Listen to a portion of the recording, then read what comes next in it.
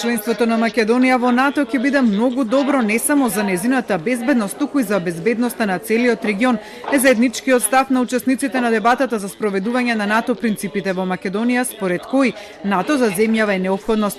Рајнхолд Робе, поранешен пратеник во германскиот Бундестаг и армиски омбудсман, и честиташе на Македонија на прагматичниот договор со Грција со кој веќе нема пречки пред земјата за членство во алијансата. Оптимист сум и очекувам дека Македонија ќе стане членка на НАТО и дека тоа представува многу битен чекор за стабилизација на целиот регион. Треба да се каже, особено за скептиците и критичарите за пристапот кон НАТО. НАТО не беше основано за да води војна, не беше основано за да изнаоѓа воени решенија за политичките проблеми. НАТО во прв ред е заедница на вредности на западните земји. За министерката за одбрана членството во НАТО ќе има 3 ефекти за Македонија: поголема безбедност, јакнење на економијата и чекор кон членството во Европската унија. За да се исполни тоа, вели Шекеринска, треба земјава да ги обезбеди сите услови за да стане членка, од кои главен е спроведувањето на договорот со Грција.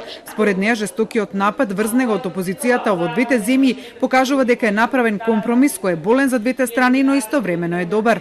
Мислам дека е македонски национален, државен, стратешки интерес да се трудиме овој процес да го направиме ефикасно, брзо и без одоговлекување.